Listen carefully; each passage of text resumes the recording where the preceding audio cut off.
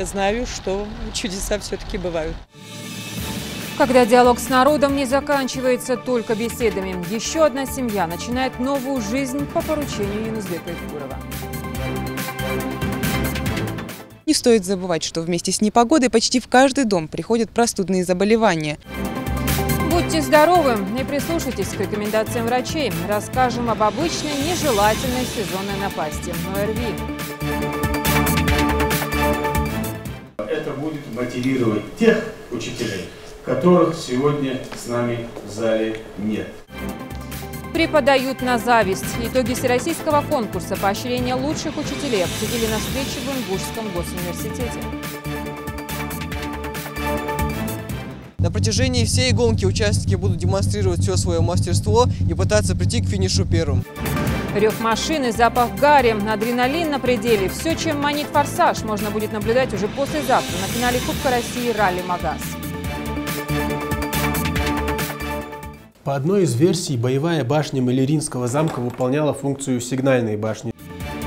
История предков, забота потомков. Как Тейфу Малароевых удалось воссоздать фамильную башню? Ювелирная работа в репортаже Тамерлана Хамкоева.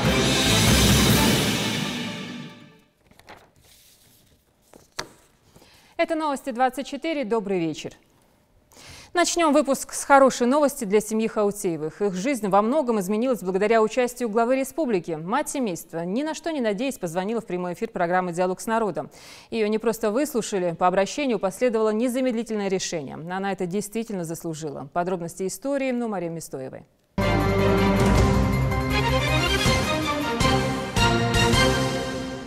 Дети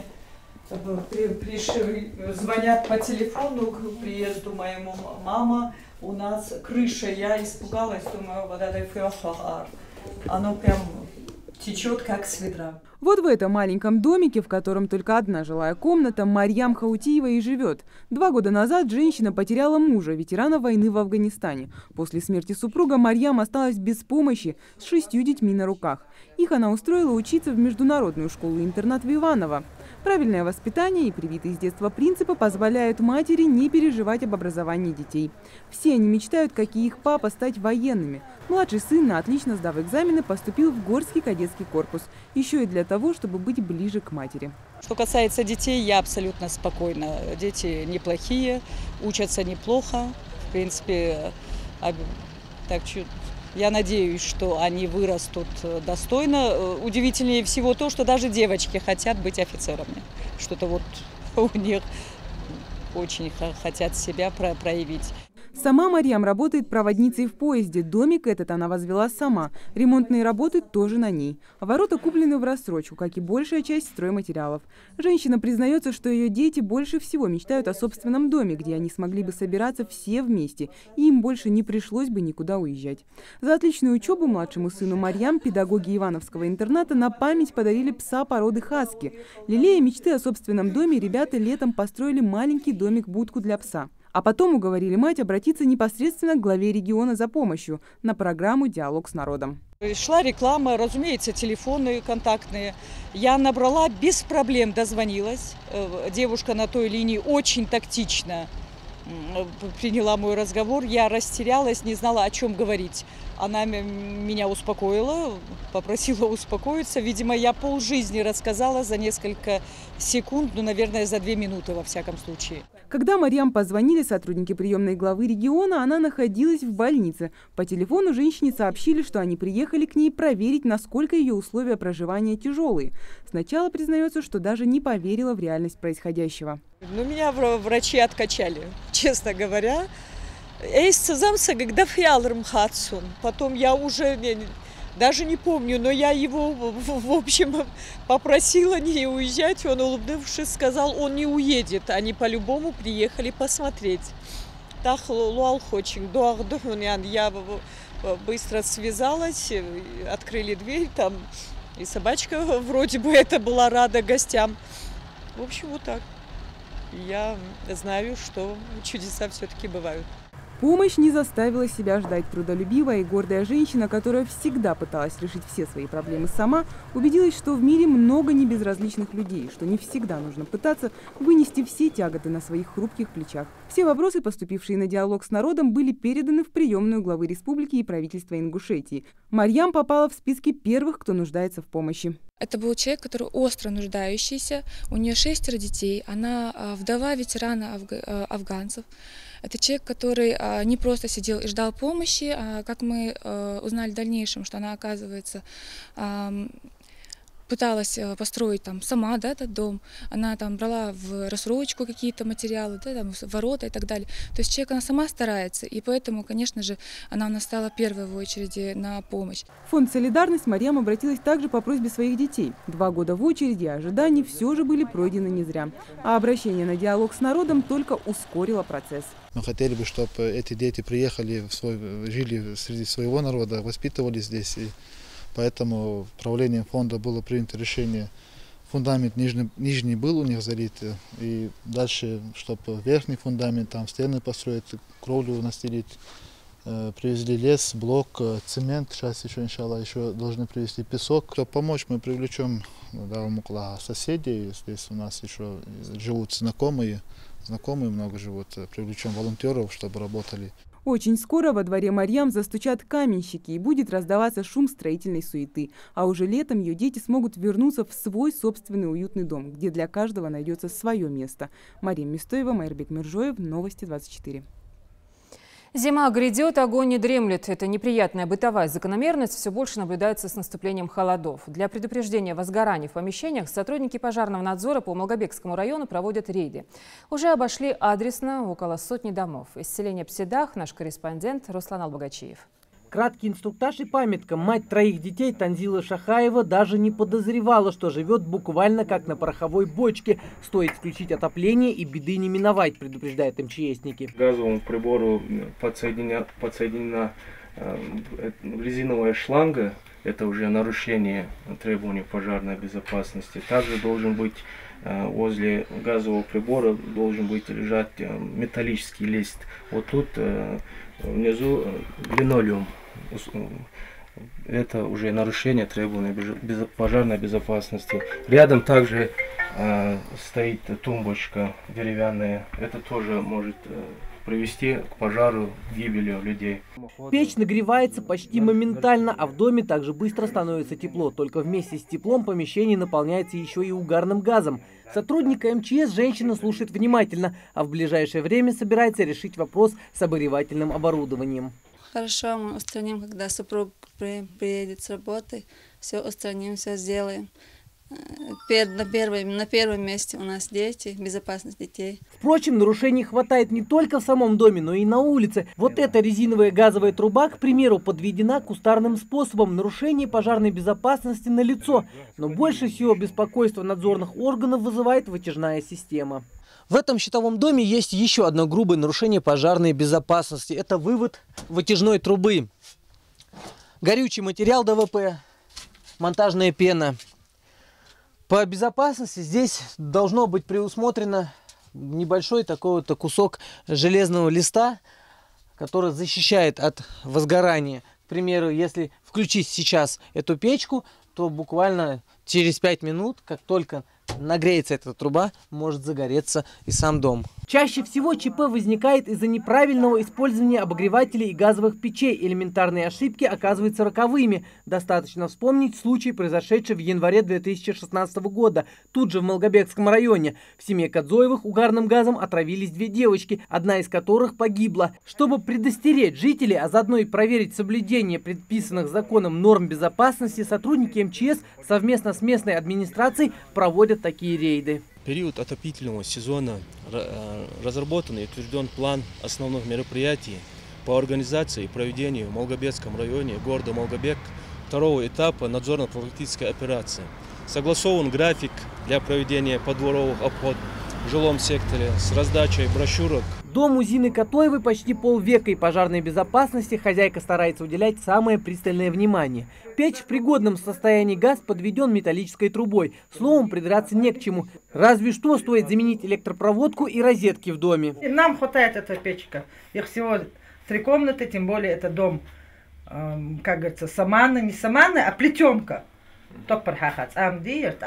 Тепло здесь держится от этой печки у нас. Камины, можете посмотреть, камины, плитки, шамаш, оглелится. Предупрежден, а значит вооружен. Проводя такие рейды, сотрудники МЧС все же рассчитывают на сознательность самих жителей. Ведь одно дело рассказать им о правилах пожарной безопасности, и совсем другое, будут ли они их соблюдать.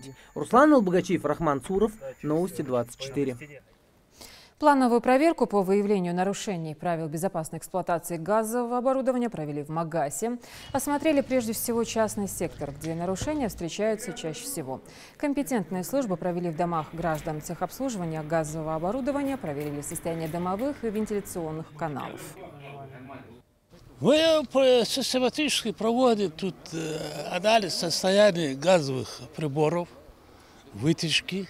Мелкие неполадки устраняем по ходу, более серьезные выписываем предписание или составляем акт, передаем в соответствующую службу.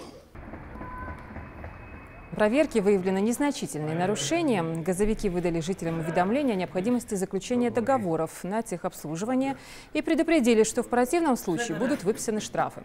Пока это только первый день запланированной проверки. В ближайшую неделю будут проводиться такие же подворовые обходы. Перед началом отопительного сезона, повторяю, это особо актуально.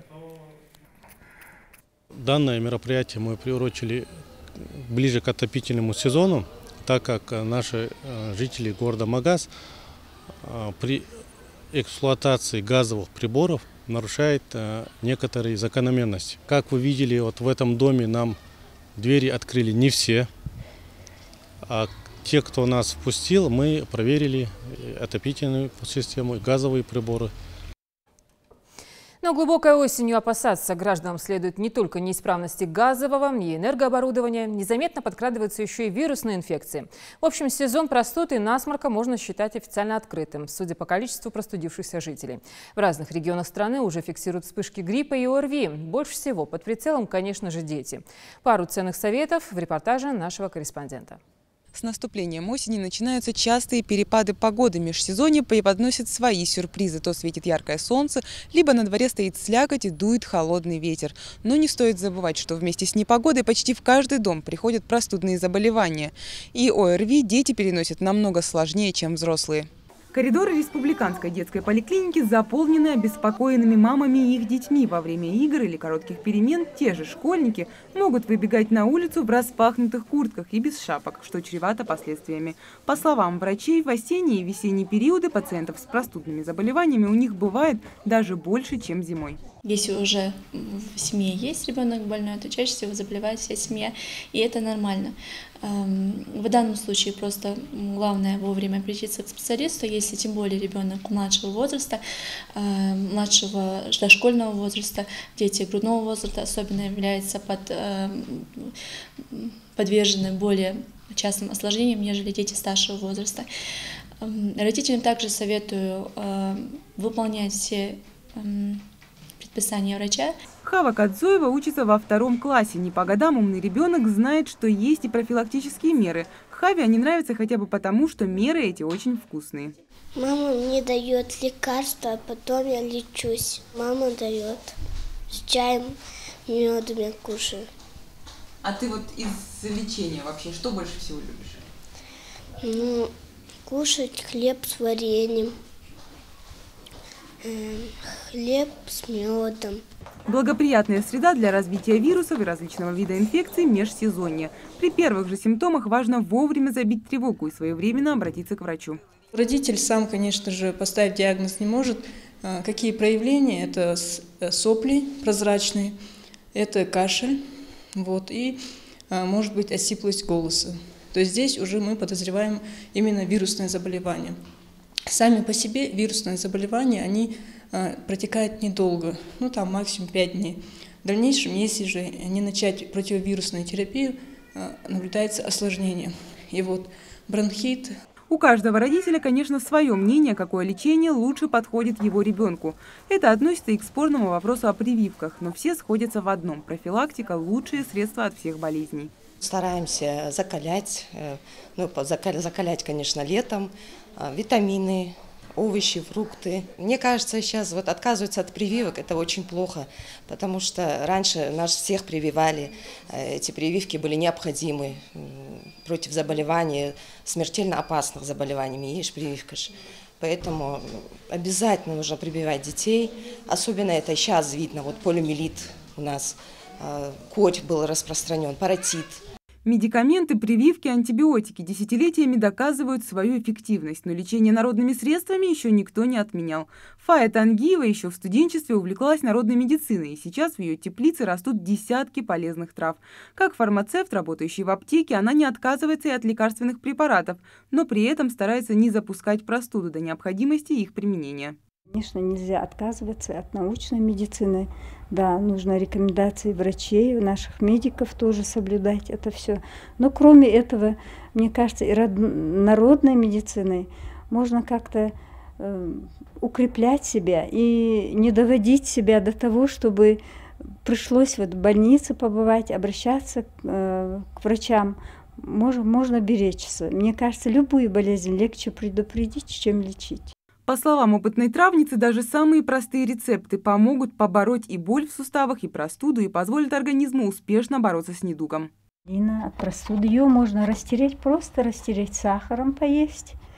А также можно и заварить чай, что-то вроде чая, как отварить ее можно, как отвар выпить. Очень хорошо помогает при простуде. Вот смородина красная тоже. Как витаминный препарат, чтобы поднять иммунитет можно, и тоже от простуды хорошо помогает. Не занимайтесь самолечением, не пытайтесь самостоятельно поставить диагноз, опираясь на советы знакомых и статьи из интернета. Осмотр у квалифицированного врача и назначенный им курс лечения ничто не заменит. И важно не пренебрегать простой профилактикой. Мария Мистоева, Майрбек Миржоев, Новости 24.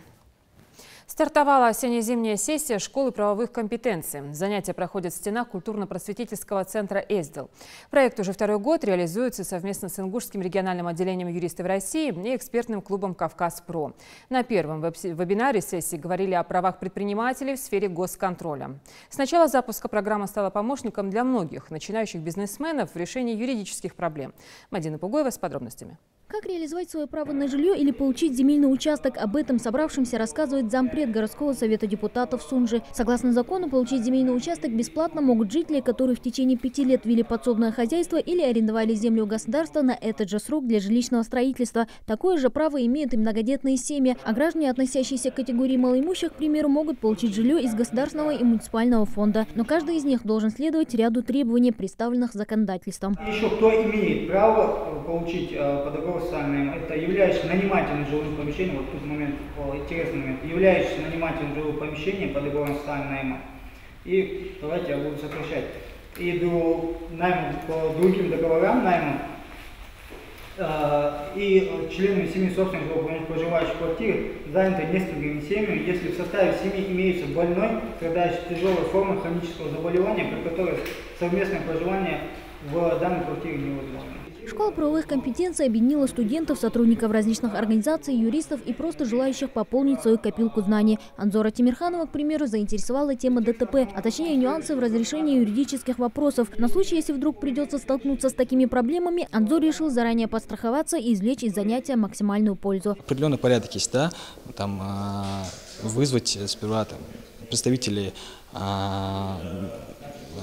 ГАИ, да, или представители страховых служб, как себя вести человеку. Может быть, допустим, так как вы не знаете своих прав, вы как бы переместите свой автомобиль в другое место, и, допустим, картина происшествия не будет уже потом ясна, так как вы нарушили порядок, да, и если, допустим, вы будете знать, что как действовать в данной ситуации, то у вас есть большие шансы, что ваши права не будут нарушены. А вот студентка колледжа экономики и права Милана Заурова хочет стать адвокатом, поэтому занятия посещает с большим удовольствием. Школа правовых компетенций предоставила ей возможность учиться на чужих ошибках, тем более, что семинары проходят в формате живого общения. И на самом деле очень легко, когда человек рассказывает про свои жизненные ситуации, про свои проблемы, и на этом проще учиться. То есть не на простых лекциях, которые ассоциируются на каких-то законах, а вот на жизненных примерах намного легче учиться. Тему очередного занятия организаторы проекта выбирают не случайно. С каждой из таких проблем жители часто сталкиваются в быту, что вызывает немало вопросов. Очень скоро желающие, к примеру, смогут узнать об опеке и попечительстве или как добиться предоставления льгот для репрессированных лиц, как создать и зарегистрировать некоммерческую организацию, а также научиться защищать свои права как потребители в сфере получения коммунальных услуг. Очень часто возникающий вопрос с необоснованным начислением больших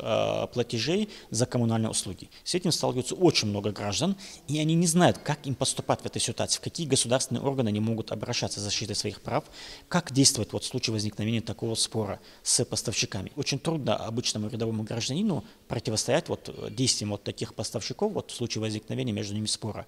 И мы хотим, чтобы люди знали, какой механизм защиты своих прав в сфере поставки коммунальных услуг. Осенний модуль школы правовых компетенций продлится до середины октября. Впереди у организаторов проекта и желающих быть юридически подкованными еще 5 занятий. Очередная встреча участников пройдет 18 октября в культурно-просветительском центре «Эсдел». Мадина Пугоева, Адам Далаков, Новости 24. О том, как лучше поощрить лучших учителей, говорили в Ингушском госуниверситете. Существует целый проект – всероссийский конкурс, который позволяет выявить и выделить компетентных, достойных своей профессии педагогов.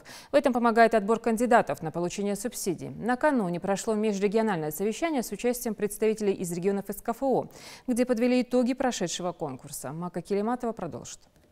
Премию в размере 200 тысяч рублей и звание победителя конкурса поощрения лучших учителей в этом году получили сразу 5 ингушских педагогов. Из 22 поступивших конкурсных заявок отбирались самые лучшие своей профессии. Помимо высокого показателя успеваемости учащихся, от учителей требовалось и наличие собственных методических разработок, опыт работы с одаренными детьми и учащимися с ограниченными возможностями здоровья. В числе победителей и заслуженный педагог Лейла Камурзоева, учитель математики лицея Назрани. Мне было приятно стать победителем такого конкурса, хотя я считаю, что все преподаватели, все педагоги достойны стать победителями. 7 лет подряд 1000 педагогов по всей стране получают денежные поощрения в рамках этой программы. В каждом регионе создана специальная комиссия и экспертный совет, который оценивает конкурсантов. Но перед этим каждая школа сама отбирает кандидатов и собирает портфолио учителя. Правила и условия конкурса постоянно меняются, чтобы облегчить процесс участия педагогам. Он отличается от предыдущих годов тем, что денежные поощрения приводились непосредственно на счета победителей, минуя бюджеты субъектов. Обменяться опытом проведения конкурса с нашей республикой решили коллеги из других регионов СКФО. Это Кабардино-Балкария, Осетия и Чечня. Межрегиональное совещание, посвященное организации проекта «Поощрение лучших учителей», открывает министр образования республики. Наша встреча сегодня – это прекрасная возможность обсудить очень важный вопрос в системе образования, как поощрение лучших учителей. Государственная поддержка учителей – это мощное стимулирование их нелегкого труда и развития творческого потенциала. Меры по поддержке лучших учителей образовательной организации способствуют совершению профессиональных квалификационных показателей кадрового потенциала системы образования в нашей республике и в целом всей России. Желаю всем участникам сегодняшнего совещания плодотворной работы. Уверен, что награждены, поощрены сегодня будут самые лучшие учителя, что станет для вас стимулом для дальнейшей работы, улучшения качества, в первую очередь качество образования, это будет мотивировать тех учителей, которых сегодня с нами в зале нет. Проведение конкурсного отбора, требования к оформлению соответствующих документов, проблемы и риски реализации проекта. Через видеосвязь коллеги делятся своим мнением, опытом и достижениями. Так, в Чеченской Республике впервые за несколько лет победителем конкурса стал педагог-мужчина, преподаватель изобразительных искусств. И это не единственное достижение коллег. В 2017 году, как, впрочем, за все времена реализации мероприятий, ни одного заявления по процедуре проведения конкурса на апелляцию не поступило. После прочтения докладов совещание продолжилось в формате вопрос-ответ. Организаторы надеются, что сегодняшний обмен опытом поможет значительно облегчить процедуру проведения конкурса в следующем году. Мака Келиматова, Амина Бокова, Майербек Миржоев. Новости 24. Региональное отделение Банка России уже во второй раз откроет свои двери для всех желающих. 14 октября посетители смогут увидеть музейно-экспозиционный фонд банка и послушать лекции на безопасном использовании платежных карт, признаках подлинности и платежеспособности банкнот, а также кредитных рисках и типичных ошибках заемщика. Посетители смогут проверить свои знания о мире финансов, принять участие в викторине «История денежных знаков России» и тематическом брейн-ринге. Чтобы записаться на экскурсию, необходимо до 13 числа позвонить по телефону 55 18 87. При себе необходимо иметь паспорт. В Магасе началась регистрация участников финала Кубка России по автогонкам ралли «Магаз-2017». Председатель правительства Руслан Гагиев лично проверил процесс подготовки к соревнованиям и оформления участников и дал поручение организовать все условия. Предварительные заявки подали более 30 экипажей из 20 регионов России. Регистрация проходит в штатном режиме в соответствии с программой ралли. Уже зарегистрировано 15 экипажей.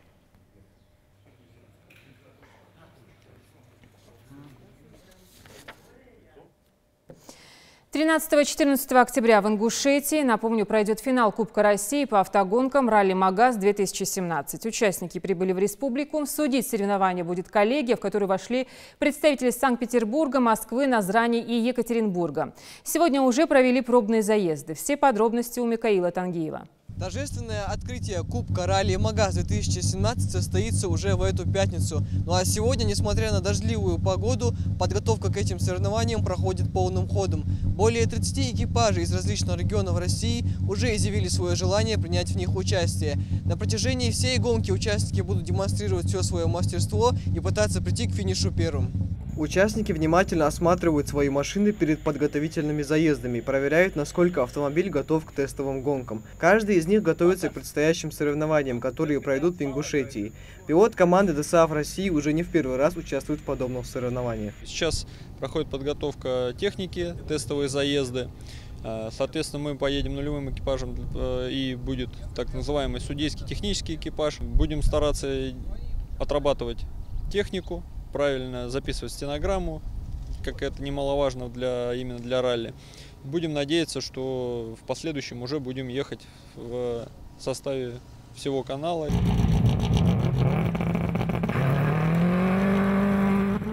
К старту также готовится известный гонщик Игорь Буланцев, а в качестве штурмана вместе с ним его супруга Яна. Опытные спортсмены готовы хоть сейчас показать класс по заезду. Мы только выходим на тестовую трассу, надеемся почувствовать дорогу, сцепление, машинку немножко поднастроить и в полной боевой готовности для гонки. На тренировочной трассе также нельзя забывать и о безопасности экипажей. За этим здесь следит специальная группа во главе с комиссаром по маршруту на дороге. Мы с вами находимся на посту связи, где судьи специально отсекают прохождение автомобилей для того, чтобы обеспечить безопасность, если, не дай бог, какой-то автомобиль в процессе движения по тестовому участку сломался, не дай бог, авария произошла, чтобы сразу же оказать необходимую помощь. Ралли стартует в четверг вечером у башни Согласия в Магасе. Далее путь гонщику лежит через Икажево, Барсуки, Карабулак и Малгобек. Остается пожелать всем участникам удачи и пусть победит самый быстрый. Микаил Тангиев, Магомед Урусханов, Новости 24.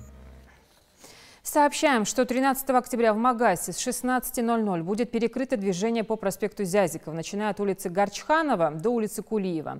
Ну а 14 октября уже в Малгобеке с 10 утра до 21 часа будет перекрыто движение по улице Асканова. Просим водителей планировать свой маршрут с учетом вот этой информации. Чем больше поголовья, тем лучше. Численность яков в Ингушетии значительно увеличится. В ближайшее время завезут около 200 особей из Карачаево-Черкесии, а весной еще 3 сотни. Массовое разведение стало возможным благодаря договоренности на прошедшем агрофоруме «Золотая осень». Лейла Гайсанова вела подсчет. Эти дикие яки, выросшие в горах Кабардино-Балкарии, поменяли место обитания. Новым домом для них теперь стали леса Джайрахского района. Первых обитателей, а это 10 голов, завезли еще 3 года назад.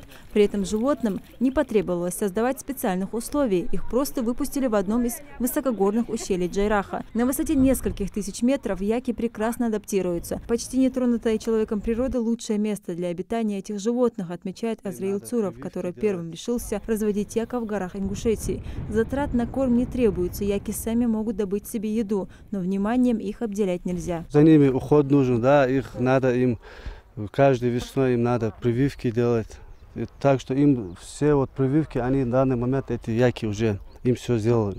Родиной яков считается Тибет. Они были популярны у кочевников в горных районах Северной Индии, Китая, Казахстана и других стран. Теперь же стали обитателями и горной Ингушетии. Яки – те же коровы, только с длинной шерстью, выносливее и непритязательные к еде. Этот и другой крупнорогатый скот – прибыльная отрасль животноводства. Они дают молоко, мясо и шерсть. Используются в производстве одеял и теплых вещей. Здесь вот разводить условия у нас позволяют. А если условия позволяют, тогда надо их держать. И мясо у них очень полезное, вкусное. Я специально вот рогатых закупил. Они здесь же волки водятся. Именно рогатые. Они могут за себя отстоять. Природный заповедник Эрзи Джайрахского района периодически пополняется новыми обитателями, способными адаптироваться в горных районах. Рысь, выдра и серна на грани вымирания и занесены в Красную книгу Ингушетии. Сегодня эти обитатели национального заповедника под надежной защитой природоохранной службы. Постоянно за ними следим, за их поведением. И нужно сказать, они очень благополучно адаптировались. И даже у нас есть уже приплод этих, животных. Они ведут себя очень красиво, грациозно, и, в общем, нам все это нравится. Мы, естественно, стараемся их охранять. Сейчас в горах Ингушетии можно встретить около 40 яков. Минсельхозреспублики намерен в ближайшее время занести еще несколько сотен голов диких животных из Карачаево-Черкесии для массового разведения. Соглашение об этом было подписано на форуме «Золотая осень». Суть соглашения в том, что мы до конца этого года закупим у них 200 яков карачаевской породы для разведения.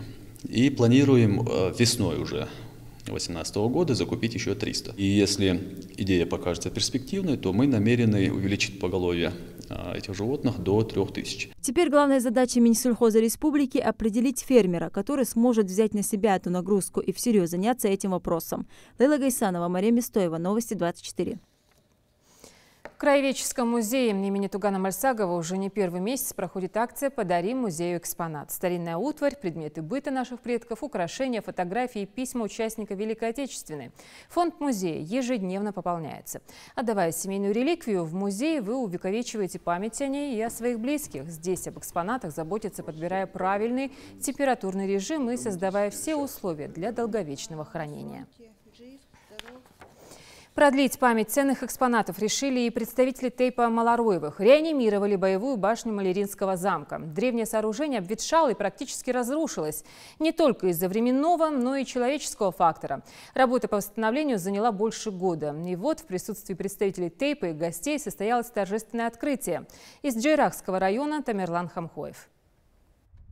У въезда в горное селение Ляжги на одной из самых высоких точек берега реки Арымхи возвышается величественная боевая башня Маляринского замка. Это сейчас каменный великан встречает путников во весь рост. Но до недавнего времени башня была в полуразрушенном состоянии. Решение о реставрации Магомедом Малароевым было принято еще в 2012-м, когда рядом с сооружением начались работы по прокладке дороги. Тогда строительство удалось приостановить, и началась научно-исследовательская работа. Говорить о трудностях, да, они были на каждом этапе, они были и на этапе проектирования, скажем так, сделать рабочую документацию для такого проекта реставрации, причем с большим объемом демонтажных работ, да, очень сложно, если говорить вот в таком классическом понимании, что такое рабочая документация. Да.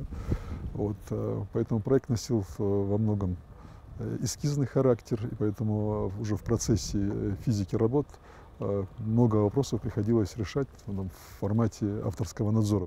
Во время работ приходилось сталкиваться с некоторыми трудностями, отмечают строители. Это и подготовка раствора, и не самое надежное состояние башни, свод которой мог обрушиться в любой момент при неправильном подходе. Поэтому мы развернулись здесь. Были построены леса строительные, специальные по специальному отдельному проекту, усиленные. Вся башня была стянута в железный бандаж. Это усиленные металлические конструкции, которые стягивались ручным способом и устранялись вот эти трещины и внутренние деформации. Недостающие камни для строительства добывали в руслах рек Арымхи и Асса. Башню даже пришлось разобрать почти до основания, а сейчас, благодаря мастерству целой команды строителей из самых разных точек страны, воссозданная в точном подобии башня радует глаз. Исходя из того заключения, которое мы получили, был изготовлен раствор, в котором он построен на базе аксила. Там не применяются современные, вяжущие такие серьезные современные материалы внутри этого состава. Он весь построен по принципу максимальной приближенности к тем материалам, которые были использованы исторически. Значит, его основная задача этого раствора – держать, но не создавать избыточную жесткость этой конструкции. То есть башня, она сегодня получилась как живая. Она должна немножко дышать. В случае возникновения землетрясений и прочих вещей она должна простоять еще минимум 100 лет. Несмотря на то, что для компании «Альпамир» это первый опыт такой работы, с поставленной задачей строители и реставраторы справились блестяще. И то, что явных отличий от средневековых башен, что строили наши предки, найти вряд ли возможно, говорить само за себя. А вот на вопрос, с какой целью использовали башню, точного ответа нет. Сколько историков, столько и мнений. По одной из версий, боевая башня Маляринского замка выполняла функцию сигнальной башни, то есть именно отсюда передавался сигнал по ущелью реки Армхи и по ее притокам. Внутреннее убранство этой башни точно такое же, как и в те времена. Есть даже отдельный лаз, в который может протиснуться разве что один человек, и не существует даже специальной лестницы, разве что приставная, которая находится в самом низу. Для представителей Тейпа это, несомненно, лучший подарок. Из года в год они с тоской наблюдали, как на глазах постепенно разрушается наследие предков. Теперь же башня вновь будет радовать не только наших земляков, но и многих туристов.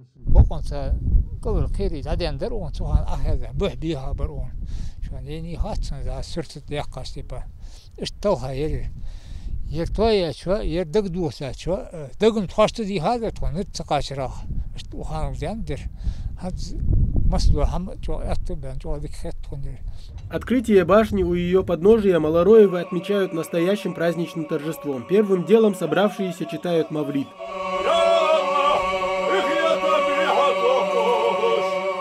У башни, как и в старые добрые времена, снова раздаются голоса представителей Тейпа Малароевых. Первым слово предоставляют виновнику торжества. Как отметил Магомед Малароев, все это не стало бы возможным без грамотной работы специалистов. Мы подумали, что наш опыт, который мы поимели в работе над этим проектом, может быть полезен людям, которые занимаются этими вопросами или собираются заниматься. Некоторых может и сподвигнуть на эту деятельность.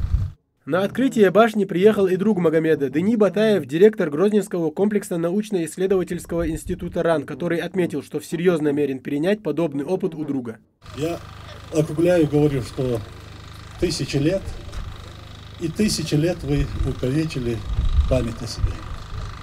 Далее тобой разоплавали. Много теплых слов благодарности прозвучало в адрес инициаторов и реализаторов проекта. При реставрации строители опирались на знания и опыт наших предков, которые хранят сами башни. Воссоздана сантиметр в сантиметр, какой она была, ни больше, ни меньше. Каждый камешек перебрали, почистили. А эта бронзовая плита скоро займет место в камне на границе территории башни, как напоминание о том, какая работа здесь была проделана. Торжественную церемонию перерезания ленточки доверили заместителю председателя правительства Маки Аушевой и заместителю директора НИИ инжиниринга и экспертизы Игорю Харченко.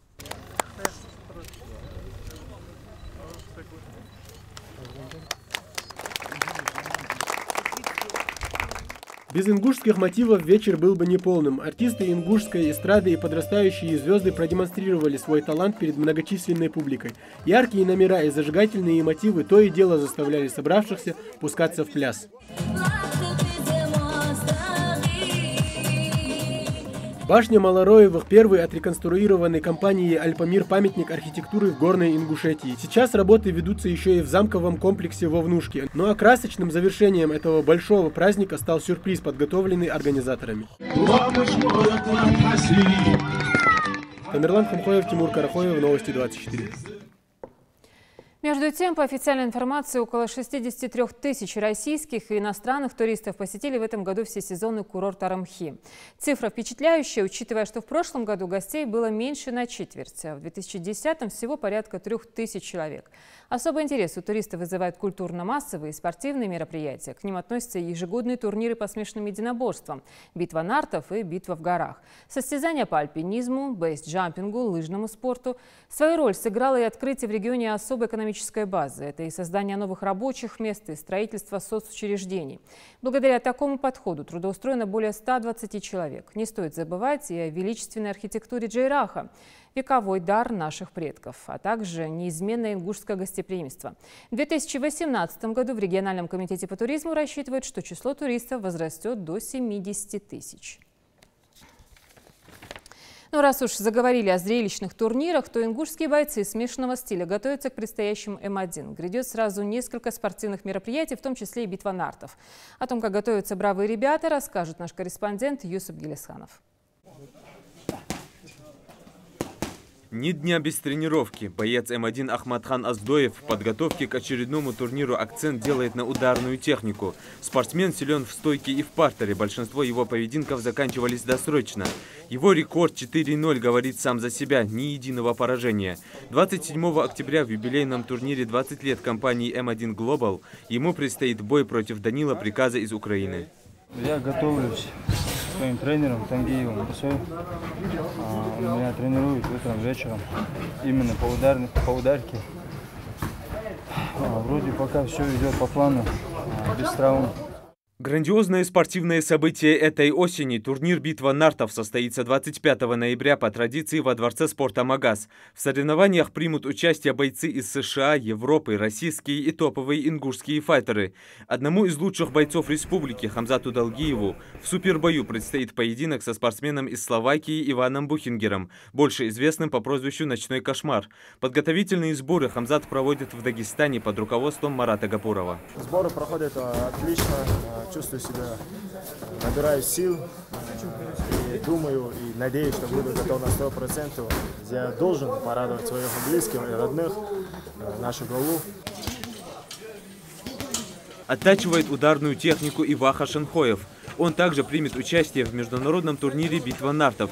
Если Хамзат Далгиев достаточно хорошо знает своего противника, то Вахе об оппоненте ничего не известно, но этот факт бойца мало волнует. Мне особой разницы нет, кого поставят. Я знаю, что боец будет примерно такого же уровня, как я. А там борец, он боксер, такого волнения нет у меня. Я буду готов, и я думаю, зрители будут в восторге от этого боя. В одном зале с Шенхоевым тренируется и один из лучших ингушских файтеров Мухаммад Башир Аушев. Перерыв более чем 4 года дает о себе знать, делится спортсмен, но с каждой тренировкой набирает опыт. Многочисленные сборы за пределами республики также послужили мощным стартом для бойца. Своего соперника, которому будет противостоять на предстоящем турнире ACB в Дубае, он пока не знает. Он нацелен только на победу. У меня никогда не было, чтобы проиграть. Всегда была цель победить. А сейчас столько времени. Это принципиально надо победить. Практически ежемесячно по всей стране проводятся крупные турниры М1, которые ингушские бойцы редко пропускают и показывают блестящие навыки.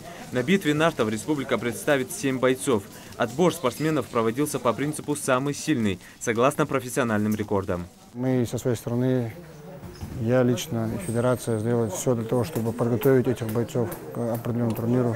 Но именно к этому турниру и ко всем турнирам в будущем.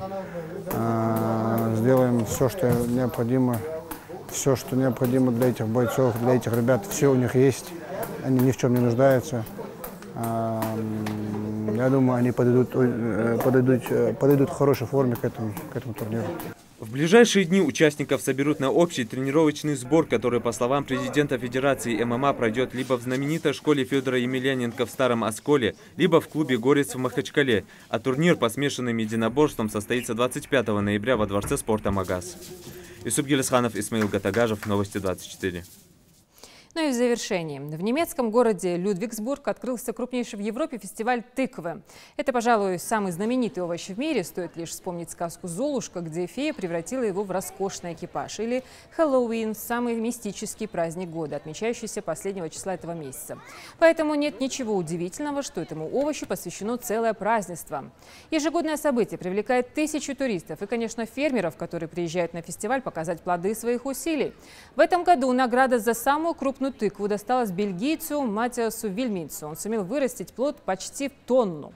Впрочем, местные туристы на тыквы не только любуются, но и дегустируют их в самых разнообразных видах. Количество блюд и рецептов из тыквы исчисляется сотнями.